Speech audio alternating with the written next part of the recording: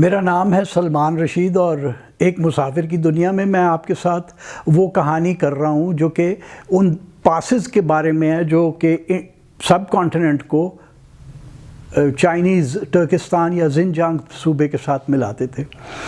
تو ہم نے یہاں کا حصہ تو دیکھ لیا، پنما گلیشیئر سے ہم چرنگ پہ گئے اور چرنگ سے ہم مستاق پاس دیکھ کے واپس آ گئے۔ وہ صرف اس لیے کہ چینیوں نے ہمیں ادھر سے پار کرنے کی اجازت نہیں دی تھی۔ تو پھر میں گلگت آیا اور وہاں سے میں نے بس کے ذریعے کاشغر آنا تھا اور وہاں سے یارکند کارگلک سے ہوتے ہوئے میں نے پہاڑوں کی طرف جانا تھا۔ اب ہوا یہ کہ میری قسمت کی خرابی ہے کہ ایک دن پاکستان ٹورزم ڈیولپمنٹ کارپوریشن کی بس جاتی تھی اور دوسرے دن چائنیز کی ایک تھکڑ سی بس جاتی تھی۔ تو میری قسمت خراب کہ اس دن چینی بس میں نے ٹکٹ ملیا۔ پی ٹی ڈی سی کی بس صبح 6 بجے گلگت سے چل کے شام 8-9 بجے کے 10 بجے آپ کو کاشغر پہنچا دیتی ہے۔ یہ جو بدبخت تھے چینے، انہوں نے صبح ہمیں 5 بجے بلایا اور چلے ہم وہاں سے کوئی 7 بجے، اور وہ جیسے کوئی لوکل بس نہیں ہوتی، وہ ایک پتلا ڈرائیور چلا رہا تھا، ایک موٹا پلپلا وہ دروازے میں کھڑا دروازہ بجا رہا تھا جیسے ہمارے یہاں کے ویگن اور پرانے زمانے میں بسوں والے کرتے ہوتے تھے، اور وہ ہر سواری کو 5-10 میل کے لیے کچھ روپے لے کے بٹھا رہے تھے۔ اچھا، کیونکہ ہر ایک کو پتا تھا کہ چینی بس پہ نہیں بیٹھنا، تو اس بس میں صرف 7 مسافر تھے، وہ میرے جیسے بیوقوف جنہیں پتہ نہیں تھا کہ جی یہ منحوس بس ہے، اس پہ آپ نے نہیں چڑھنا۔ خیر جی، وہ دھکے کھاتے ہوئے ہم سست پہنچے۔ وہاں جا کے پتہ چلا کہ وہ جو ایک نوجوان ہمارے ساتھ تھا، میں بتاؤں گا نہیں کہ وہ تھا پاکستانی، کس علاقے کا تھا، وہ پھر ایسی بری بات ہے۔ اس کے پاس ایک مانیٹر تھا کمپیوٹر کا، وہ جو CRT مانیٹر پہلے زمانے میں ہوا کرتے تھے۔ تو میں نے کہا بھائی جان یہ آپ کہاں لے کے جا رہے ہیں؟ تو کہتا ہے یہ ادھر چین لے کے جا رہا ہے۔ کیا کریں گے کہ چینوں سے ایسا بنوانا ہے ہم نے۔ اور میں نے کہا یہ بھائی ادھر سے ہی بن کے آیا ہے، یہ پیچھے دیکھو لکھا ہوا ہے چین۔ خیر جی، وہ وہاں سست میں وہ جو تھے کسٹم والے، انہوں نے اسے کہا کہ یار یہ مانیٹر لے کے تم نیچے آ جاؤ۔ تو وہ انہوں نے اس کو کھولا، اس میں سے ایک گولا اتنا بڑا اندر فٹ ہوا تھا۔ تو انہوں نے کہا کہ اچھا بازار میں چلو، اور وہ ہماری بس کھڑی ہے، وہ بازار میں اس کو لے گئے کہ جی یہ چیک کرنا ہے کہ اس کے ساتھ کا کوئی مانیٹر ہمیں مل جائے تو ہم نے چیک کرنا ہے اس میں گولا ہے کہ نہیں ہے۔ وہ کوئی 1.5-2 گھنٹے انہوں نے لگائے، پتہ چلا انہیں اس طرح کا ایک مل گیا مانیٹر، اس میں گولا نہیں تھا۔ انہوں نے آ کے گولا کھولا، اس میں 2 کلو ہیروئن بھری ہوئی تھی، پکڑ کے لے گئے اسے۔ میں حیران ہوں کہ 15 دن پہلے کی خبر تھی کہ 2 سیالکوٹ کے شاید لڑکے تھے جنہوں نے کوئی ہیروئن سمگل کرنے کی کوشش کی اور وہاں پہ انہیں پھانسی دے دی گئی اورمچی میں۔ اور چین والے سب بالکل تحمل صبر نہیں کرتے، انہوں نے مارنا ہے اگر آپ یہ غلط کام کریں گے۔ خیر وہ بس وہاں سے چلی، کرتے کرتے خنجراب کا درہ پار کیا، پھر وہ تاشقرغان ہم وہ پہلے وہ ایک جگہ پہ وہ چیکنگ ہوئی، پاسپورٹ یہ وہ شاید پیر علی تھا، مجھے نہیں پتہ کیونکہ وہ نئی سی جگہ بنی ہوئی تھی، اندھیرا پڑ چکا تھا۔ ہم کوئی رات 10 بجے تاشقرغان پہنچے۔ اس نے جا کے ایک ہوٹل کے باہر بس کھڑی کر دی اس منحوس آدمی نے۔ ان بدبختوں کو سوائے ویگر زبان کے اور چائنیز زبان کے انہیں کچھ نہیں آتا تھا، تو ہمارے ساتھ تو کوئی وہ بات چیت ہو ہی نہیں سکتی تھی۔ بہرحال اشاروں سے انہوں نے سمجھایا کہ اتھے مرو، سو جاؤ رات نو۔ وہ ہوٹل کے اندر گئے تو وہ جسے انگریزی میں نائٹ میئر کہتے ہیں نا، وہ تھا۔ وہ 6 بندوں کے سلانے کے لیے پلنگ لگے ہوئے تھے، اور جو کمیونل غسل خانہ تھا اس کے اندر کوئی 2 انچ سویج گندا گٹر کا پانی تیر رہا تھا جس میں گند واضح نظر آ رہا تھا آپ کو۔ مجھے تو ہال اٹھ گیا۔ میں نے اسے کہا چینے کو، اشاروں سے میں نے بتایا کہ مجھے اپنا بیک پیک دو۔ وہ بس کے اوپر لدا ہوا تھا میرا بیک پیک۔ میں نے کہا مجھے اپنا سلیپنگ بیگ چاہیے، میں نہیں ایسے سو سکتا۔ اس نے کہا وہ بھول جاؤ، وہ کاشغر جا کے ملے گا۔ خیر مرتے کیا نہ کرتے، میں ریسیپشن پہ آیا تو میں نے اسے کہا کہ مجھے پرائیویٹ کمرہ چاہیے۔ اچھا اب آپ کو میں بتاؤں کہ جو ٹریفک یہاں پہ چلتی ہے نا پاکستانیوں کی، وہ بیچارے تجارتی تاجر، چھوٹے تاجر لوگ ہیں، جنہیں عرف عام میں ہم کھیپیا کہتے ہیں، اور وہ اسی طرح جا کے رہتے ہیں۔ اور یہ جو ساتھ میرے ساتھ اور تھے، یہ اسی طرح رہ رہے تھے۔ ایک منفی ہو گیا تھا تو 6 رہ گئے تھے۔ وہ اسی طرح سے جا کے گند میں رہنے کا انہیں، میں نے کہا میں اس میں نہیں رہ سکتا۔ تو وہ جو چینی مینیجر تھا وہ ذرا ناراض ہو گیا، تو میں نے کہا کہ انگریزی میں جتنی اسے گالی دے سکتا تھا وہ دے کے میں نے کہا کہ I've got the money to stay in a room۔ تو مجھے ایک کمرہ دکھایا، اور بڑا اچھا صاف ستھرا کمرہ تھا، خوشبو بھی تھی کمرے میں، اور وہ اتنا مہنگا بھی نہیں تھا، کیونکہ جتنے میں کاشغر میں جا کے بعد میں رہا وہ تقریباً اسی قسم کا تھا۔ تو رات کو میں نے سکون سے وہاں پہ آرام کیا، صبح ناشتہ کر کے ہم لوگ آگے کے لیے اور پھر وہ تڑنگا بس سروس بن گئی۔ وہ دروازہ ٹھوکتا رہا، ایک وہ موٹا جو تھا پلپلا، اور وہ پتلا والا چلا رہا تھا، اور وہ سواریاں لاد کے بھر کے لے کے جا رہے تھے۔ ہم کوئی صبح چلے 8 بجے تو شام کوئی 4 بجے 5 بجے کاشغر پہنچے۔ اور پی ٹی ڈی سی کی بس میں نے آپ کو بتایا نا کہ گلگت سے صبح 6 بجے کے 5 بجے چلتی ہے، رات 10 بجے آپ کو کاشغر پہنچا دیتی ہے۔ تو یہ ویسے دونوں چائنیز نہیں تھے، یہ ویگر تھے، زنجیانگ کے رہنے والے یہ دونوں۔ تو انہوں نے ہمارے ساتھ یہ کیا۔ اب ان کی کمپنی کو پتہ نہیں، پتہ ہے کہ نہیں ہے، میں نے کتاب میں اپنی میں لکھا، لیکن کتنے پڑھنی کسی نے۔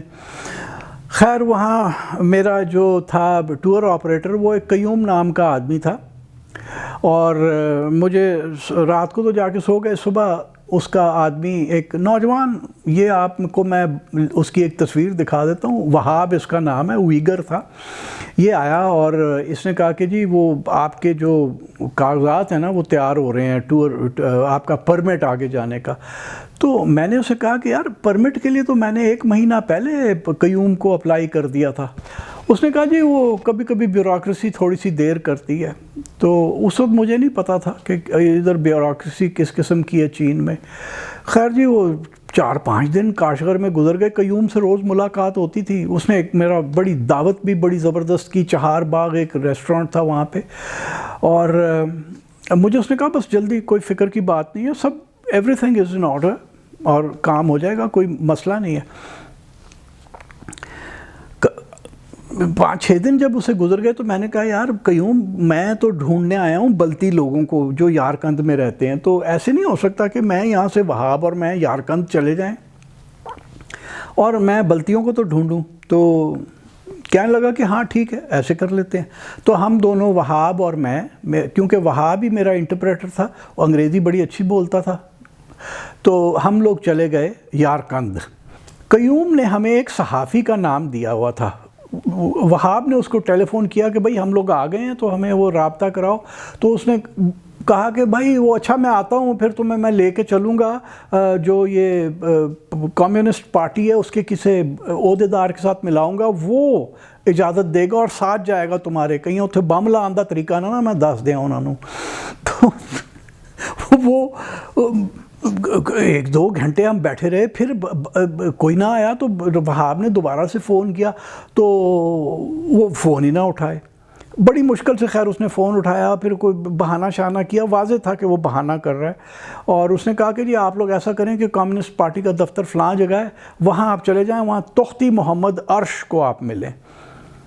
تو خیر وہ ہم چلے گئے ادھر، تختی محمد عرش صاحب کے دفتر میں ایک خالی میز تھی، کو پوسٹر شوسٹر دیواروں پہ لگے ہوئے تھے کمیونسٹ پارٹی کے، اور ایک ٹیلی فون پڑا ہوا تھا۔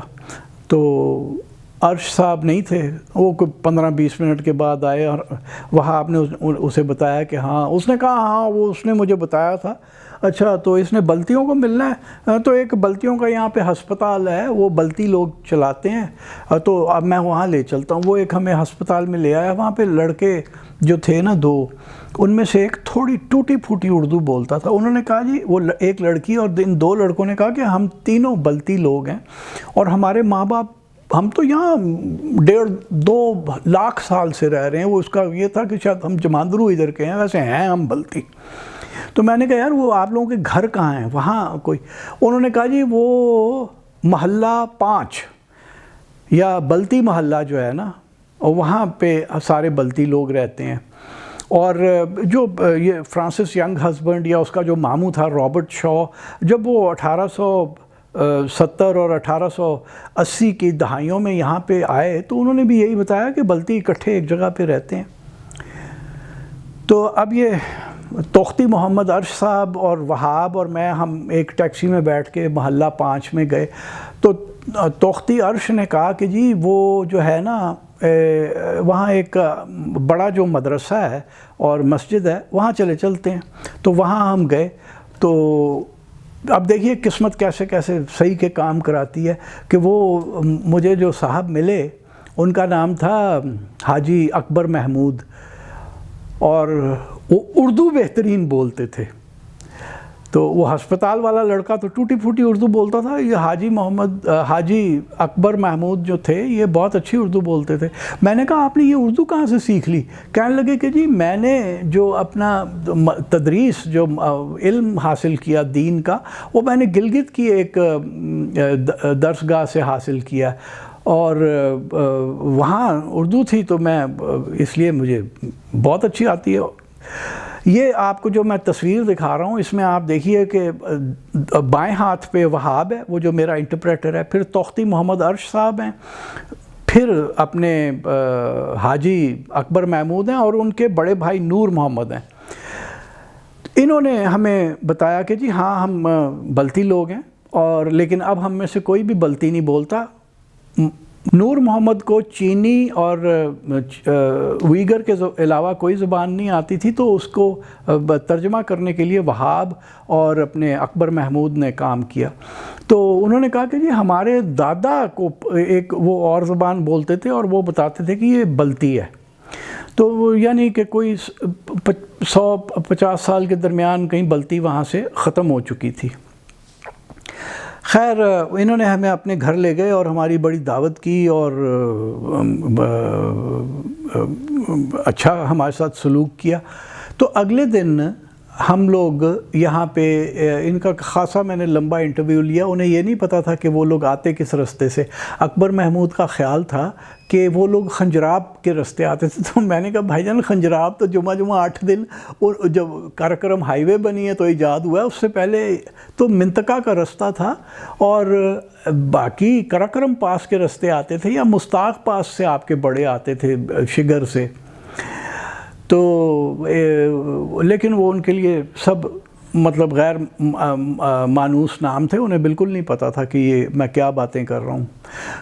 تو وہاں پہ ہم ایک دن اور رکے، اس کے بعد ہم کارغلک چلے گئے، کیونکہ کارغلک سے مجھے قیوم کے ڈرائیور نے لے کے آگے پہاڑوں میں پہنچانا تھا، اور میرا پرمٹ ابھی تک نہیں آیا، یہ یاد رکھیے، وہ جو پرمٹ جس کے لیے کوئی مہینہ پہلے میں نے اپلائی کیا تھا وہ ابھی تک نہیں آیا۔ تو کارغلک میں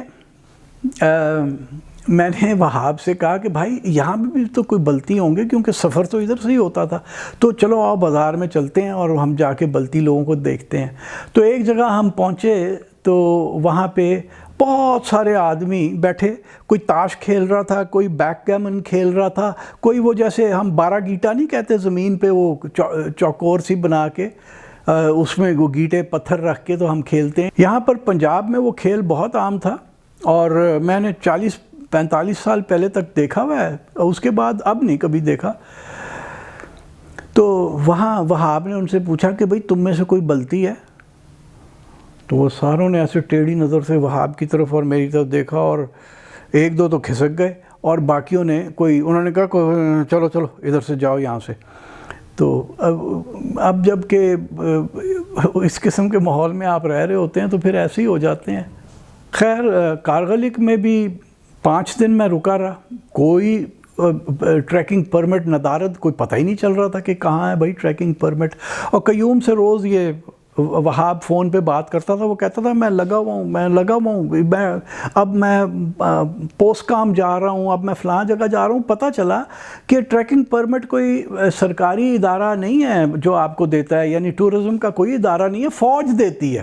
اور فوج کے ایک اڈے پہ جاتا تھا، پھر وہ وہاں سے دوسرے اڈے پہ جاتا تھا، پھر تیسرے۔ خیر 5-6 دن میں خاصا خوار ہوا، جس میں وہاب کی ایک یہ تھی کہ 2-3 دفعہ اس نے مجھے کہا کہ وہ سڑک کے پار جو لڑکیاں کھڑی ہیں نا اپنے دروازوں کے آگے، وہ مساج والی لڑکیاں، تو تم لطف لے لو وہاں پہ۔ میں نے کہا یار اتھے پسوڑی پئی، تو کہہ رہے ہیں لطف لے لو۔ خیر تو وہ ایک دن اس کا قیوم کا فون آیا کہ میں پہنچ رہا ہوں۔ 12 بجے دوپہر کو وہ پہنچا، پپڑیاں جمی ہوئی، داڑھی بڑی ہوئی، برا حال بانکے دہاڑے۔ تو کہتا ہے کہ مجھے رات کو وہ ساری رات میں گاڑی میں سویا ہوں، پتہ نہیں کس پوسٹ کے باہر، وہاں پہ کوئی کرنل یا میجر تھا جس کو ملنا تھا۔ پہلے اس نے کھانا کھلایا، دارو شراب پلائی، اور پھر کہتا ہے کہ اس نے کہا اچھا صبح دفتر آنا۔ تو کہتا ہے وہاں ہوٹل شاید نہیں تھا، تو وہ گاڑی میں سویا۔ کہتا ہے صبح میں اٹھا، برے حال اسی طرح میں اس کے پاس گیا، بڑی محنت شنت کر کے میں یہ دستخط کرا کے لایا ہوں، اور اس نے ایک پلندہ، میرا کو 150 صفحے اس نے وہاب کو پکڑا دیے کہ جدھر کوئی مانگے تو اس کو یہ 5 کا سیٹ تم نے پکڑاتے جانا ہے۔ خیر جی، وہ ہم وہاں سے 1 بجے ہم وہاں سے نکلے۔ میری پتہ نہیں کیا تھی شک کی بات کہ چینیوں نے اتنا عرصہ لگایا، کیونکہ جس کو عام پرمٹ مل جاتا ہے اور کاشغر میں ہی اس کو تھما دیا جاتے ہیں یہ پورا پلندہ، تو وہ کاشغر سے صبح چلتے ہیں اور شام کو وہ پہنچتے ہیں کارغلک۔ کارغلک سے صبح چل کے وہ راسکام پہنچ جاتے ہیں، جہاں سے سفر شروع ہوتا ہے K2 کا، جہاں میں بھی جا رہا تھا۔ تو چونکہ ہم 1 بجے کارغلک سے چلے، رستے میں جو جگہ میں چیک کرتا آیا، ایک جگہ کا نام تھا کوکیار، نیلی زمین۔ کوک نیلے کو کہتے ہیں، یار جگہ یا زمین کو کہتے ہیں۔ وہاں کوئی چیز نیلی نہیں تھی، آسمان بھی نیلا نہیں تھا، کیونکہ گرد تھی آسمان میں اور ناک میں گھس رہی تھی، بہت پرویسو قسم کی گرد تھی۔ تو خیر وہ ہم ایک درے کے اوپر ہم پہنچے، کوئی 10,000 فٹ، 3,200 میٹر کی ہائٹ پہ۔ میں نے کہا اس کا نام کیا ہے؟ کہنے لگے جی یہ قدے دوان ہے۔ تو میں نے کہا کہ فرانسس ینگ ہسبینڈ تو اسے تپا دوان کہتا ہے۔ کہنے لگے نہیں، تپا کا نام کوئی نہیں ہے، یہ قدے دوان ہے، کیونکہ پھرلی طرف قدے نام کا ایک گاؤں ہے۔ وہاں سے ہم آگے چلے تو رات کے کوئی 1 بجے برے حالات میں ہم ایک چھوٹی سی آبادی میں پہنچے۔ انہوں نے کہا جی اس کا نام مزار ہے، اور مزار پرانے نقشوں کے اوپر بھی مارک ہوا ہوا ہے، اور وہ جو سینٹرل ایشین ٹریڈ روٹ تھا اس کے اوپر ایک یہ سٹیجنگ پوسٹ بھی ہے مزار۔ تو انہوں نے ایک جگہ لے جا کے گاڑی کھڑی کر دی، ایک لمبا سا ہارن دیا، کوئی نہیں 1 بجا ہوا تھا رات کا، تو ایک یہ ایسے جیسے یہ چپ بورڈ کا گھر بنا ہوا تھا، اور دروازہ ٹھوکا تو جیسے ہی 2 بار ٹھوکا ہے یکدم دروازہ کھلا، اور ایک مسکراتا ہوا بندہ اندر سے نکلا، اور انہوں نے کہا کہ ہمیں کمرہ چاہیے۔ تو وہ ہمیں اندر لے گیا، اس نے دکھایا کہ وہ کمرہ تو نہیں ہے، وہ ایک ہال سا ہے، اور اس کے اندر وہ بڑے پھٹے کے اوپر بستر لگے ہوئے ہیں، رضائیاں رکھی ہوئی ہیں۔ اب یہ یاد رہے کہ ستمبر شروع ہو چکا ہے، اور ہائٹ بھی کافی تھی یہاں پہ، میرا خیال ہے 2,500-3,000 میٹر تو 2,500 میٹر تو ضرور تھی۔ تو اس نے کہا کہ جی یہ آپ یہاں سو جائیں۔ تو میں نے اپنے وہاب کے ڈرائیور کو کہا کہ بھائی وہ مجھے تو تم میرا سلیپنگ بیگ نکال کے دو۔ بڑبڑایا تو بہت، میں نے کہا نہیں میں اس کے اپنے سلیپنگ بیگ کے بغیر نہیں سوؤں گا۔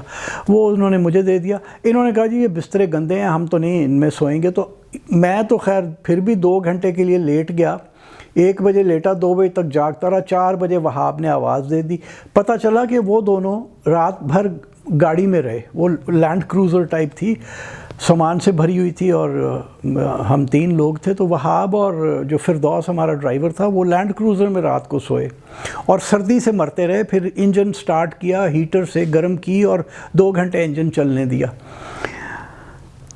تو صبح 4 بجے ہم مزار سے نکلے، اور کوئی 2 گھنٹے کے سفر کے بعد 6:30 کے قریب ہم ایک جگہ پہنچے جو نقشے کے اوپر الکا لکھی ہوئی ہے، اور نقشے کے اوپر تو میرا خیال تھا کہ اس کے مطابق تو گاؤں ہے، لیکن وہ ایک فوجی اڈہ ہے۔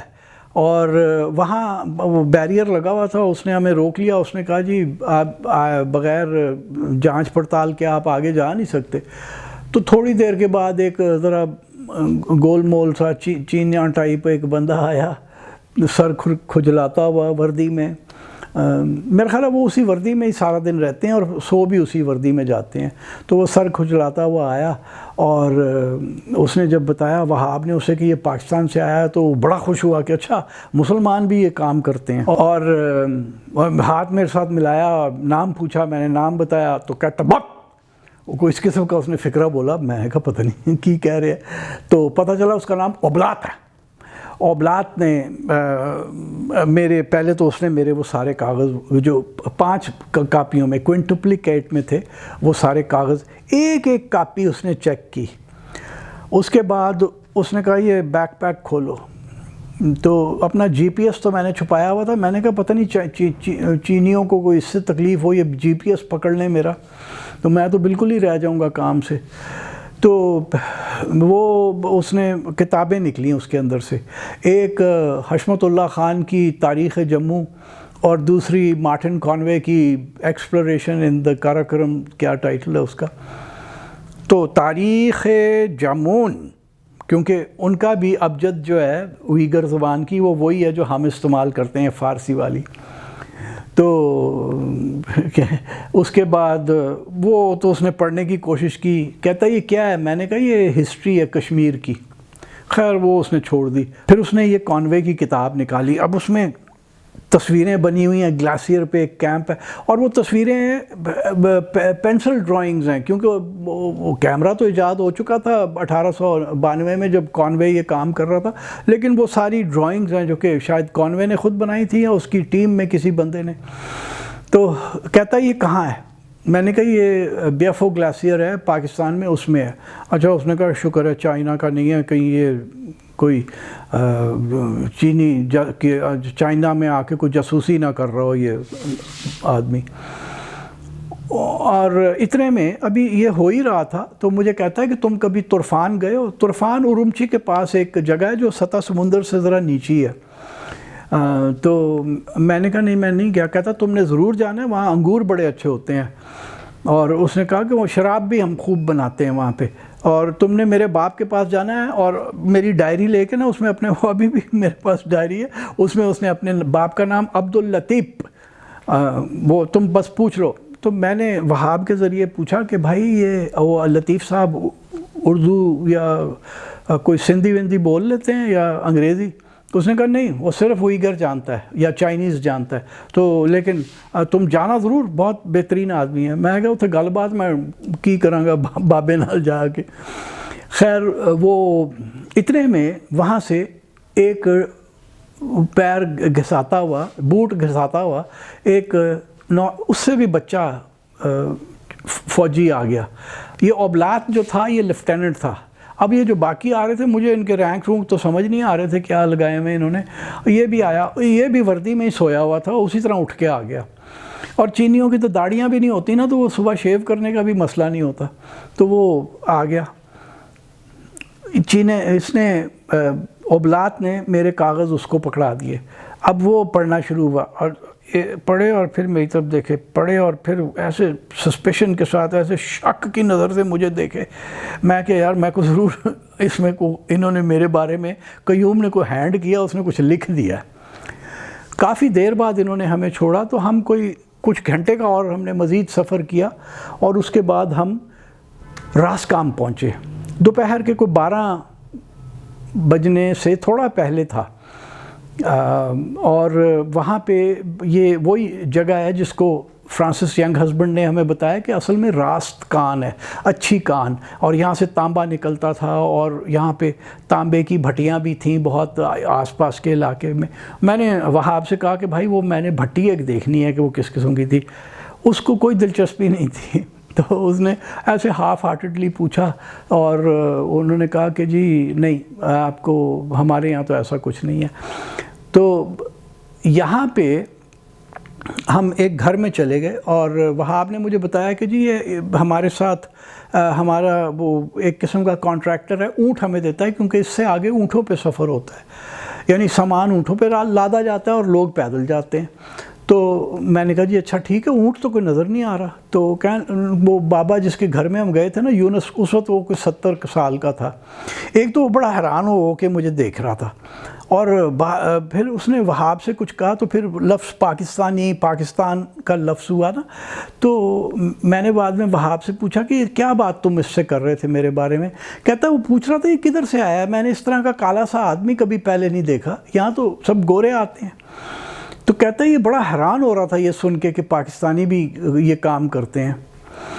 تو اردو کے سفر نامے میں تو یہ ہے نا کہ شملہ پہاڑی تے چڑھا دے تو اگلا لکھدا ہے کتاب, اور وہ لکھدا ہے کہ میں پہلا پاکستانی ہاں جڑا شملہ پہاڑی تے چڑھے ہیں. تو وہاں میں واقعی پہلا پاکستانی تھا راس کام میں. تو خیر وہ میں نے کہا جی اونٹ, کہنے لگا وہ چونکہ آپ لوگ آ ہی نہیں رہے تھے, ہم تو 10 دن سے انتظار کر رہے ہیں, تو تم لوگ آ ہی نہیں رہے تھے, تو اونٹ تو ہم نے بھیج دیے چراغ گاہ میں. میں نے کہا لے بھائی مارے گئے, اب ادھر 10 دن ہم نے گزارنے ہیں.